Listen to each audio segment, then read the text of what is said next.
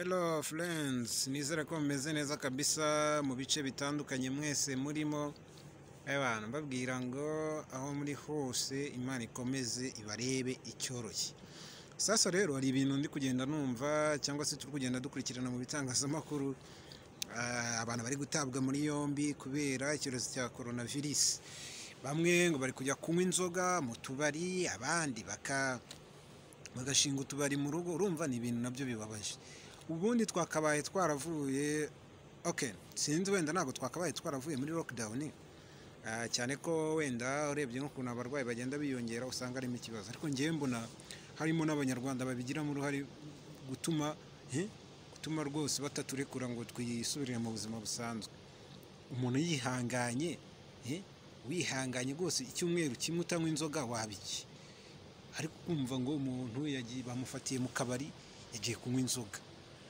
Hari abakunda wenda inzoga cyane, wenda bakanakabya akavuga ngo iminsi ishize ntanywa akayoga reka njye kukanywa. Ejo bundi niba bafata umuntu wenda mu kabari uri kunywa inzoga, babapima bagasanga harimo umwe urwaye, n'ubundi impungenge zizaza z'uko bazatwongera ikindi gihe cyo kugumamo. Kubera iki? Nyine bahita bavuga ko muri abo bantu ibipimo bari gufata ntawamenya, bashobora kuzahabonamo n'abandi bantu.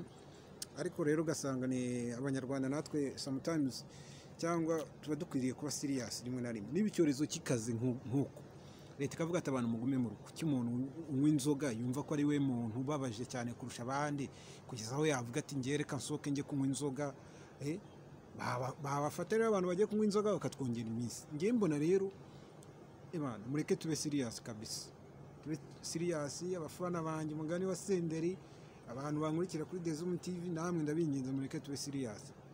Ndabizi rwose abakunda agatama ngo ntabwo biba byoroshye, ariko nanone ntabwo inzoga igutegeka.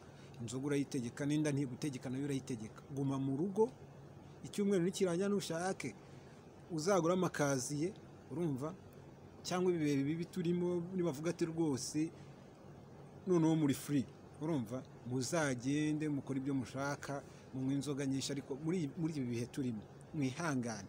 Ibaze kugufunga, wagufasha unywa inzoga muri ibi bihe bikomeye, umuryango wawe nawe ntubayeho neza, ugiye kongeraho iyo sharije iri mentale noneho ku muryango wo gutekereza ngo baramufunze.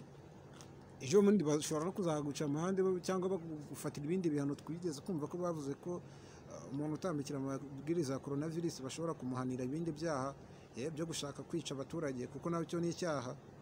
Urumva, iyo warenze ku mategeko nk'ariya, harimo n'abashobora kubikora barwaye corona. Urumva rero mureke tube serious, cyane cyane abantu bakunda agatama n'abantu bakunda gutarabuka mu bintu bya nta kigenda. Tugume mu rugo kabisa, tugume mu rugo. Udashaka kuguma mu rugo ubundi hari ibintu byinshi byatuma uguma mu rugo.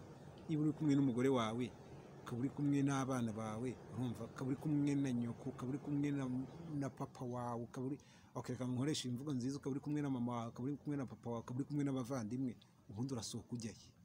Nushaka gusohoka, sohoka utembere hanze rwose. Icyumweru kimwe gisigaye nikirangira, nushaka uzajye na Dubai, nushake uzajye no mu Bushinwa, ariko muri ibi bihe turimo reke twitware neza. Siko bimeze rata. Naho rero bye bye, ndabakunda. Ikindi rwose mbibutsa ko nyuma y'ibi tuzidagadura, tuzaganira, tuzadushyiraho amavideo menshi, tuzakora muvuma, naho ibindi byo rwose stay home, stay safe. Siko bimeze. Bye.